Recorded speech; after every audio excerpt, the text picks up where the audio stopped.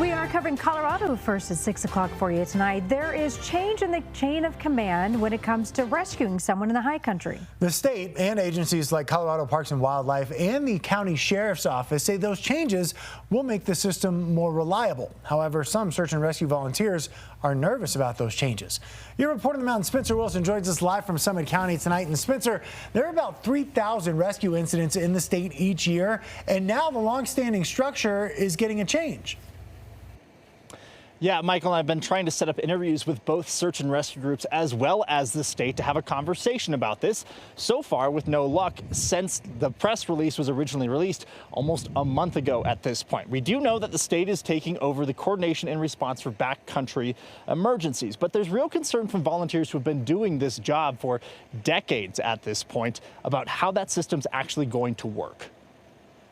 It was a busy year for Alpine Rescue Team, with multiple calls out to jagged peaks in Clear Creek County to rescue stranded hikers in a life or death situation. It's this kind of mission that requires coordination from the Colorado Search and Rescue Association, or CSAR, to get a helicopter to help rescuers. Last month, it was announced this kind of coordination is leaving its 53-year home and moving within several state agencies. Do I think that they can replace 53 years of institutional knowledge overnight? No, absolutely not. Eric Rasmussen has worked with CSAR and a local search and rescue team for several years, but his opinions here in this piece are his alone. He's worried about what will happen when the state takes over for CSAR. If now it takes me 6 hours to get that Black Hawk helicopter instead of 1 hour, that's a big deal. That could be life or death for that person. The state said in its announcement, coordination responsibilities to a state agency ensures clear accountability, consistent oversight,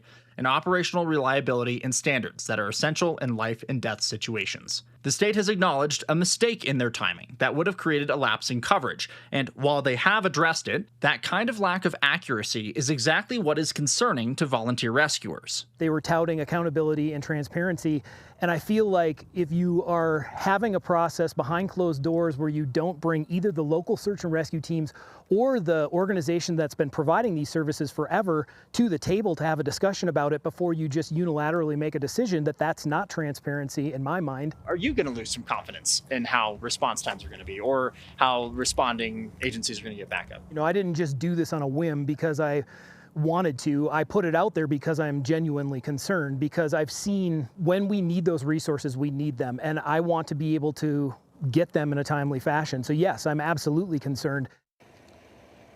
Now, this is an active, moving story. Just this evening, there is a meeting of a lot of the parties involved in this.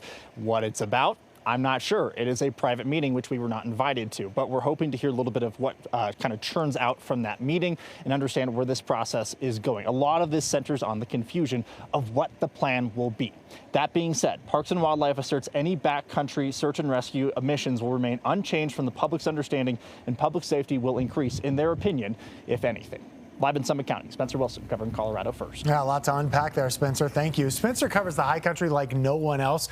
You can reach out to him by going to our website, giving him a call on our tips line, or sending an email to yourreporter@cbs.com.